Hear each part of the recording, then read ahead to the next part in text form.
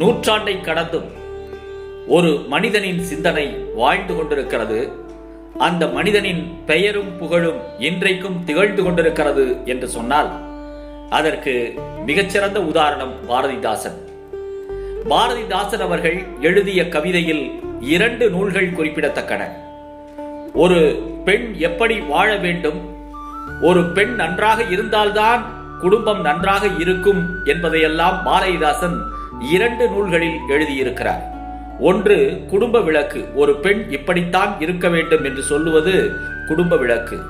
இன்னொன்று ஒரு பெண் இப்படி இருக்கக்கூடாது என்று சொல்லுகிற நூல் இருண்ட வீடு. இந்த 2 நூல்களை படித்தால் போதும், மிகச்சிறப்பான நூல்கள். பெண்களினுடைய வாழ்க்கை எப்படி இருக்க வேண்டும் என்பதற்கு வழிகாட்டியான நூல்கள். அவர் எழுதுகிறார், ஓடிக்கொண்டிருக்கும் கைகள், பாடிக்கொண்டிருக்கும் இதழ்கள், நாடிக்கொண்டிருக்கும் குடும்ப நலத்தை நெஞ்சம் என்று எழுதுகிறார் குடும்ப விளக்குல.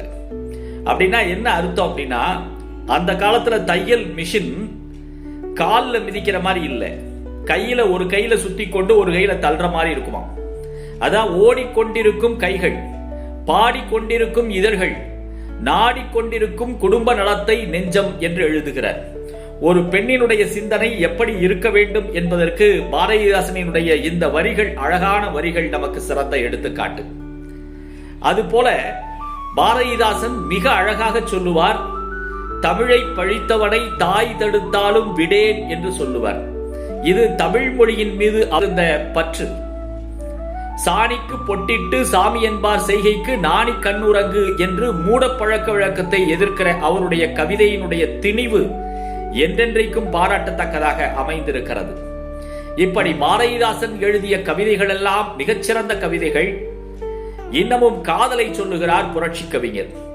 காதலை சொல்லுகிற போது என்ன சொல்லுகிறார் என்று சொன்னால், அவள் தன் முந்தானையை திருத்தினாள், தன் மேலாடையை திருத்தினாள், இவன் 1000 ஏடுகளை புரட்டுகின்றான் என்று எழுதுகிறார். ஒரு பெண் தன் ஆடையை திருத்தினாள், இவன் 1000 ஏடுகளை புரட்டுகிறான் என்று எழுதுகிறார். அப்படி என்றால் அவள் தன்னை சரிபார்த்து கொள்ளும் அழகு கூட ஒரு மிகச்சிறந்த கவிதையாக இருக்கிறது என்பதுதானே அதனுடைய பொருள்.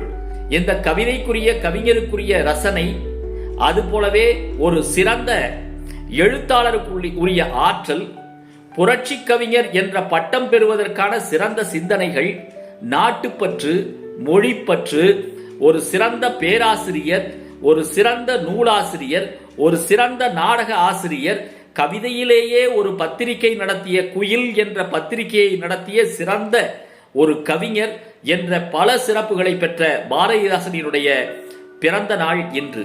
நூற்றாண்டு கண்டும் இன்றைக்கும் அவருடைய பெயரும் புகழும் கவிதையும் சிந்தனையும் நிலைத்து நிற்கின்றன என்று சொன்னால் அது பாரதிதாசனினுடைய பெருமையை இன்றும் உலகு பாராட்டுகிறது என்பதுதான் உண்மை.